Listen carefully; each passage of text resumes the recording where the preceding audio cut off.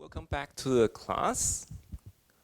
Last time, we spent a lot of effort trying to understand magnetic flux density B. So basically, B is a vector field, and it is defined as the flux density. So somehow, this equation should be quite familiar to you. This is called the Pes Circuital Law. It tells you in the integral form, right? You have a closed loop integration.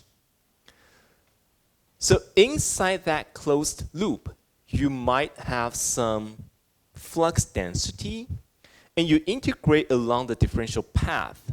So totally, you will know how much current is being enclosed by your closed loop. So this is extremely useful. So today I intend to show you how to use this simple law.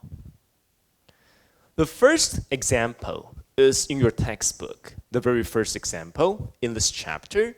So you have a very long wire. So the length of the wire is assumed to be infinite. And inside the wire is metallic, so you can conduct current. Point by point, you have the same current density, right? So the entire wire conducts a current of I. But inside it, point by point, you have the same current distribution. So this is for simplicity, only just to show you how to use the Ampere's circuital law, right? The wire has a radius of B, so we want to use this simple formulation to find the resulting magnetic flux density everywhere. Whenever you hear the wording everywhere, you have to ask yourselves, well, given this wire geometry and you have the closed loop, somehow you have to divide space into two different regions. One is when your observation point is inside the wire, meaning your radius. If we use cylindrical coordinate, it's the easiest coordinate to use, right? For a wire, it represents a cylinder, right? So if the radius is smaller than B, then we are trying to evaluate the B field inside the wire with a given radius. Here on the textbook, it's R1. But when you are outside of the wire, meaning you form a closed loop with a radius R2, and here R2 is greater than B, you're trying to evaluate the B field outside of the wire. So how can these two be different? The major point is in a current encompassed by the closed loops. What we know is over the entire wire, we have a steady current of I. So which means when your R2 is greater than B or equal to B, whatever closed loop you form, you encompass the total current I. But the major problem comes to when you are evaluating a closed loop inside the wire, meaning R1 is smaller than B. In this case, the total current encompassed by this long dashed circle is only a fraction of I, right? And therefore, you have to take into account of this I. It is only a fraction of I when you are inside, all right? Therefore, we have to analyze this simple problem, and we divide into two different regions. When the observation radius of your closed loop is smaller than B. When you're smaller than B, fine. It does not affect your closed loop integration. Due to geometry, symmetry, we know that B, we assume the current is flowing into your eyes. So basically we know the B field lines are closed loop, right? Just in the direction of your loop. So all you have to do is 2 pi r times B1. That is the total closed loop integration. Because B is also in the phi direction. Here we're assuming the current is flowing in the z direction, right? So the B field lines are oriented in the phi direction, parallel to your differential length. So the closed loop integration is a direct multiplication to 2 pi r. So this is without any question. There's no doubt. But the question is, what is the amount of current being encompassed by this closed loop? Well, we can only assume we have a very uniform current distribution. So therefore, when your radius is smaller than B, it takes a proportion that is depending on the area. Okay? So for the small circle, we know the area is pi r squared, and we have to divide pi b squared and multiply by I. That's the fraction of current enclosed in my loop. This is only true when the current density is extremely uniform, right? Therefore, the total current encompassed is I, the total current, multiplied by the ratio of the radius to B squared. Right? So in this case, when we are inside the wire, we know the magnetic flux density is everywhere in the azimuthal direction, in the phi direction, and the quantity is proportional to your radius. Okay? So this is when you are inside the wire and you're distanced by r from the origin. Second case is easier when we are outside. When you are outside, your r, the radius, is greater than b or equal to b, then there's no question. No matter how big your closed loop is, the total current encompassed is the same. It's just I. So in this case, very simple relationship.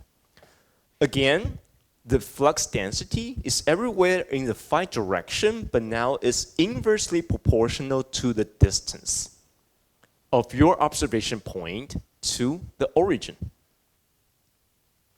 Together, this is a simple plot for you. If you have an infinite wire with a very uniform current density, then the magnetic flux density inside is linearly proportional to the distance and then is inversely proportional to the distance. All right? And this point is at the wire radius. This is a direct usage of the Ampere's Circuital Law, right? All you care about when your geometry is simple, your current distribution is uniform, you can invoke it, you can find your resulting magnetic flux density easily. Let's take a look at another example. This is some device quite often used in daily lives. Okay? If you open up the case of an amplifier, you always see this type of solenoid. Okay? It's called a solenoid. Solenoid. to properly invoke Ampere's circuital law, again, we are assuming the solenoid is infinitely long, right? So how to fabricate a solenoid? You have some core, okay? You can have some core, and you run the wires, the conducting wires, turn by turn. And then you have a solenoid. And we used to use this N to define the number of the wires run per unit length. Okay? It's just the wire density. Okay? In this particular case, current direction is given flowing from the bottom to the up. All right?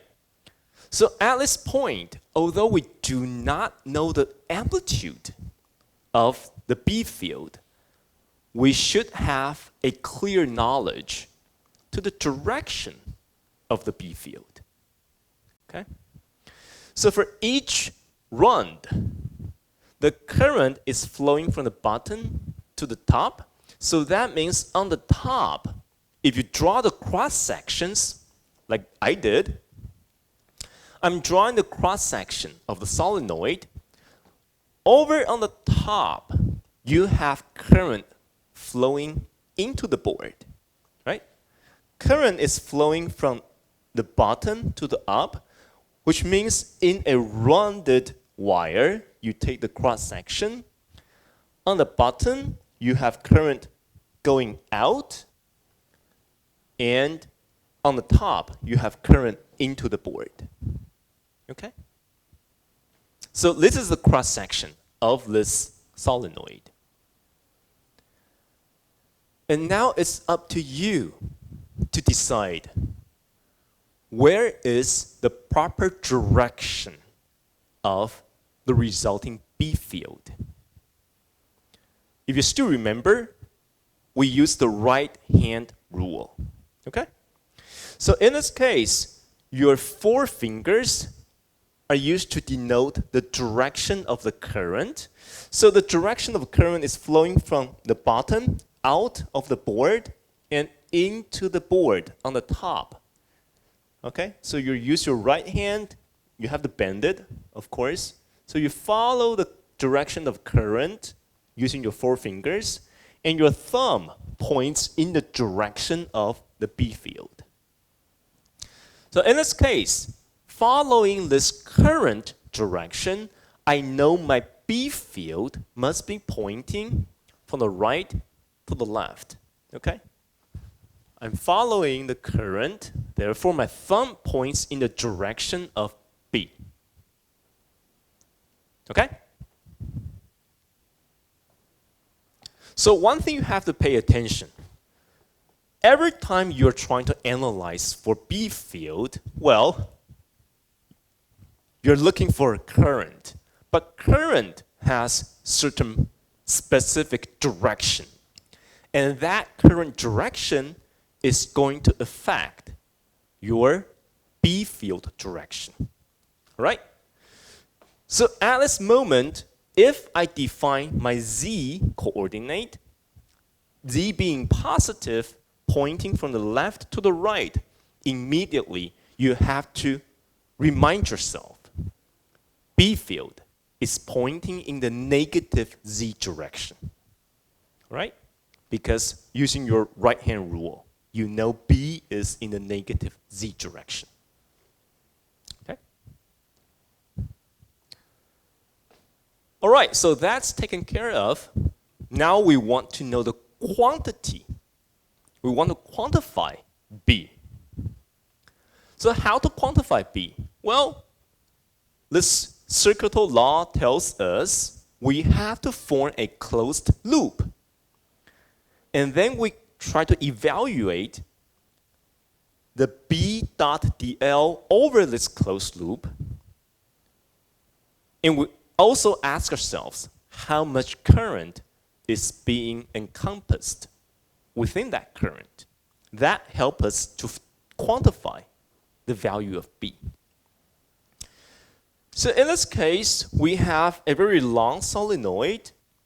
We want to form closed loops, right? Over the past few years, I realized students have problem in forming the closed loop, right? So in a simple problem, there are three potential ways to form the closed loops. So one is the closed loop is somewhere inside the solenoid. We call this the solenoid, right? Outside, you have free space. So some students would just try to form an arbitrary closed loop inside the solenoid. Another student, the second student, might form a closed loop in the vacuum. And the third student would form a closed loop denoted by this black dashed rectangle. So this is telling you, even though the circuital law is extremely simple, but you have complexities, right? Just in how to form the proper closed loop is demanding on your understanding, okay?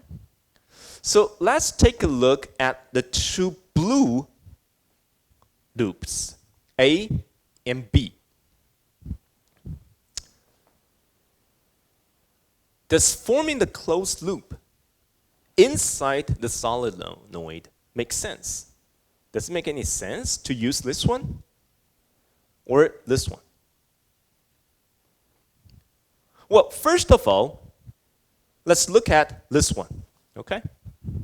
If we use this closed loop and we want to use this guy to implement Ampere's circuital law, is it meaningful? So let's come to the blackboard.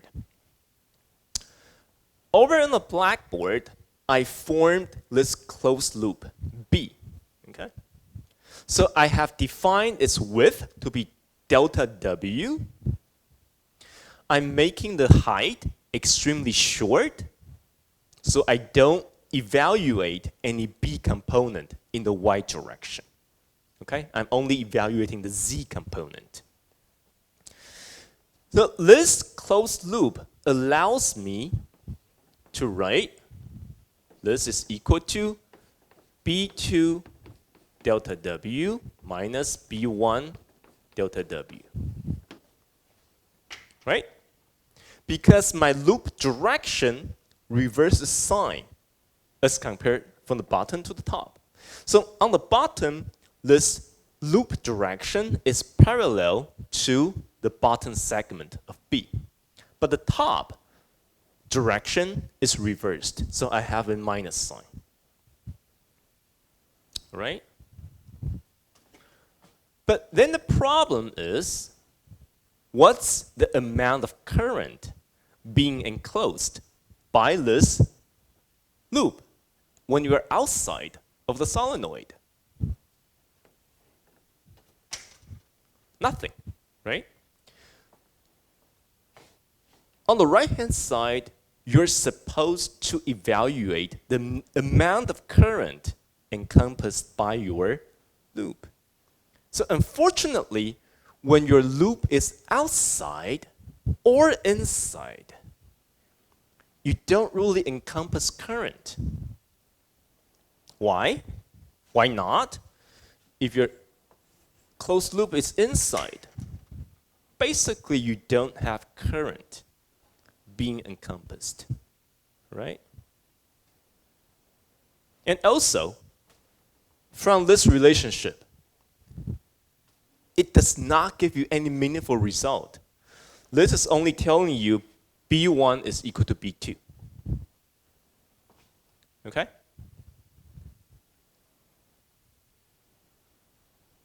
But still,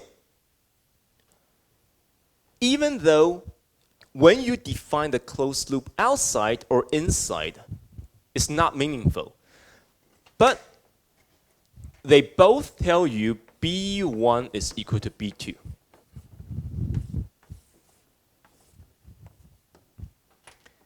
Can you try to justify that result? Or let me try to change the question. If on certain examination, I specify I want you to use closed loops A, B, and C to evaluate the B field, the flux density. Ideally, you use both A and B. You would come up with a result B1 and B2 are equal. B1 and B2 means the flux density on the top and bottom segments. Okay? But then you have to think. B1 equals to B2, it's not giving you the end result that you desire. Because in the end, when we invoke this law, we want to know how to quantify B. But up to now, using both these two closed loops, you only have B1 equals B2. So what is B1? What is B2? You don't know.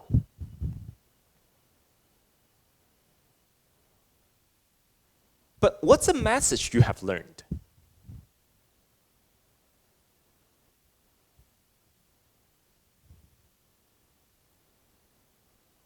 Whichever step we take, we always leave some trace. 反走过必留下痕迹. A very nice translation, right? So each step we're taking, we're leaving some traces. So even though we chose the wrong closed loop to start with, to work with, but somehow they both tell us B1 equals to B2 means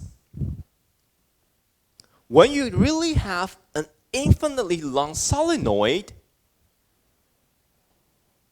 the B fields inside can be treated as a constant.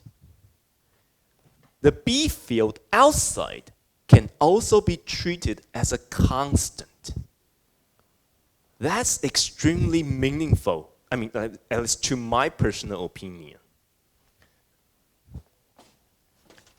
So this is telling us inside, we can say this is B in everywhere. Everywhere, because you are free to determine where this closed loop is, right? But inside it, it's just having a constant value. And outside,